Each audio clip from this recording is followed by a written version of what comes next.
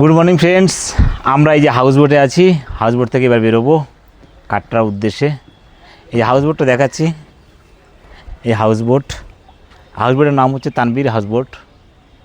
ঠিক আছে, এত সুন্দর জায়গার মধ্যে।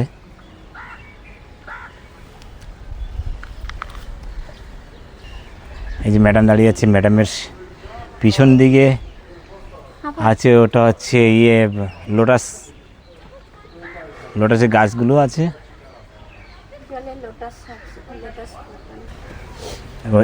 এখন ফুলগুলো ফুটেনি,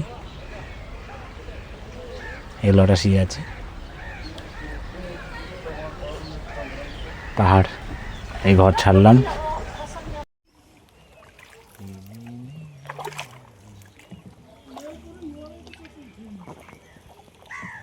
দেখো, আমরা ছোট শিকারাতে উঠলাম ডাল লেকের উপর থেকে।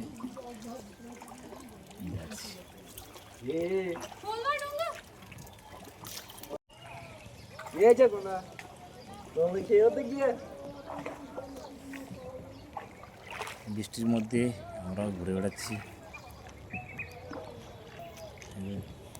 ম্যাডামের কোথাও যাওয়া হলো না, আমিও যাওয়া হলো না, এই এখানে ঘুরে গেলাম। ডাল লেক থেকে এবার বেরোলাম, টোটোতে করে যাচ্ছি। আমাদের নিচ্ছে 300 টাকা করে নিচ্ছে। আর ট্রেনটা দুটো দিকে আছে, বন্দে ভারত।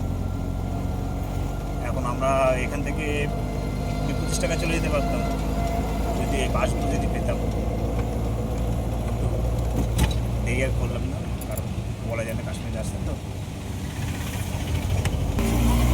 এই ডাল লেক,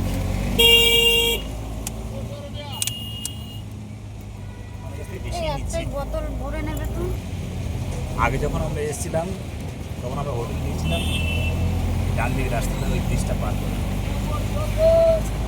পার করে একটা এখানে কোনো অসুবিধা নেই।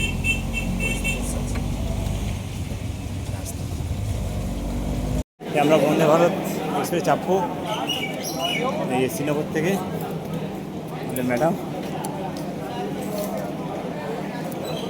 গেট সব করে দিয়েছে, আমাদের সিট করে আছে। এখন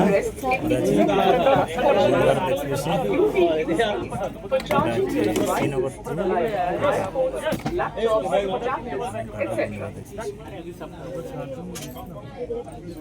आपकी सुविधा के लिए चेयर कार कोच में सीट के पीछे और एग्जीक्यूटिव लाउंज में आम सीट के पीछे चार्जिंग। শ্রীনগর থেকে বন্দে ভারত ট্রেন স্টার্ট হয়ে গেল।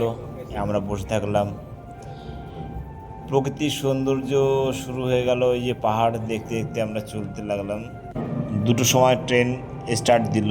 আমরা পৌঁছবো কাটরাতে বিকেল 5টায়। ট্রেন ছাড়া শুরু হয়ে গেল এবং প্রকৃতির সৌন্দর্য দেখতে দেখতে চলতে লাগলাম। আমার মিসেস তো ঘুমিয়ে পড়েছে, কিন্তু আমার চোখ প্রকৃতির দিকে তাকিয়ে আছে। এইভাবে চললাম এবং টিফিন যেগুলো ছিল, টিফিন পরে ওরা নিয়ে আসবে। তার আগে খুব স্লোভাবে ট্রেন চলছিল। চলতে চলতে একটা স্টেশন চলে আসলো বানিহাল। এই রুট দিয়ে লোকাল ট্রেন চলছে না, 12 কিলোমিটার বন্দে ভারত ট্রেন চলে। আস্তে আস্তে সমস্ত পাহাড় এবার দেখা শুরু হয়ে গেল, উঠতে শুরু করলো। এই রাস্তাটা খুবই ভালো, মানে পুরো পাহাড় পর্বত ভালোভাবে দেখা যায়। চেনা ব্রিজও দেখা যাবে এখান থেকেই।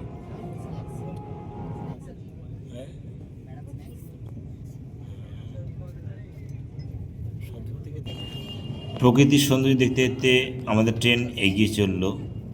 তারপর টিফিন নিয়ে আসলো, যে স্ন্যাক্স যেগুলো আছে সমস্ত টিফিন। এরপরে আমাদের চা ফা সব কিছু দেবে। যাক, টিফিন করে আবার এই আর দেখতে পাবো না, ভালো করে দেখি না।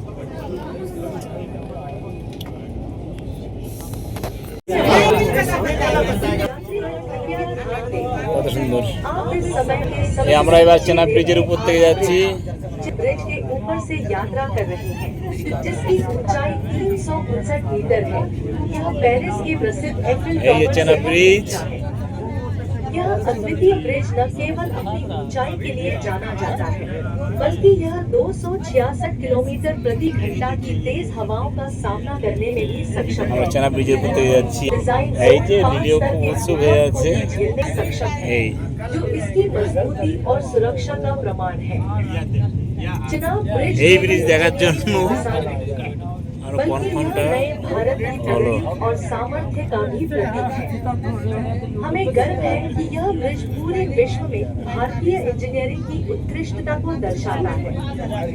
आप सभी अपनी गौरवशाली কেমন লাগছে রেডি? हमारे যদি साथ কোন দিয়ে साझा দেখবে करें। ঠিক করে পাচ্ছে না। धन्यवाद।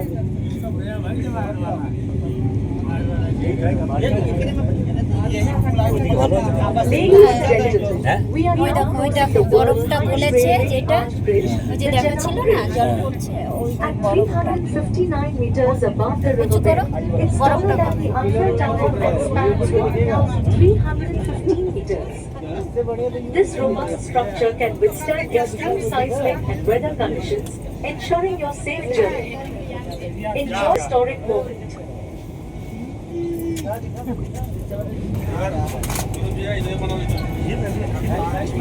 Chenab bridge, Chenab bridge, Chenab bridge.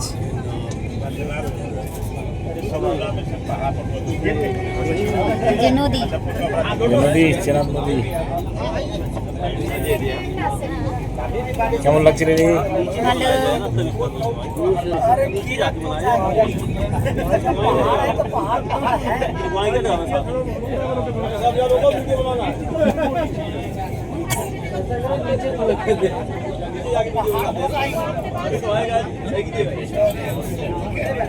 ভালো। পার হয়ে গেল তাই না? কি করে তুলেগা? হচ্ছে যা হবে। Greeting passengers, catch a glimpse as we cross India's first cable stay. A marvel of engineering brilliance, it features a single inverted Y pylon standing 193 meters high with 331 meters above the ছোট river. করতে পারছি না। Supported by এটাই সবথেকে- 96 stay cables, এটাই সবথেকে this ছোট। innovative structure represents a breakthrough in rail infra. আমরা অবশেষে কাটরাতে নেমে পড়লাম। এবার কাটরা থেকে মাতা বৈষ্ণো দেবী যাত্রা শুরু করব সন্ধ্যের সময়।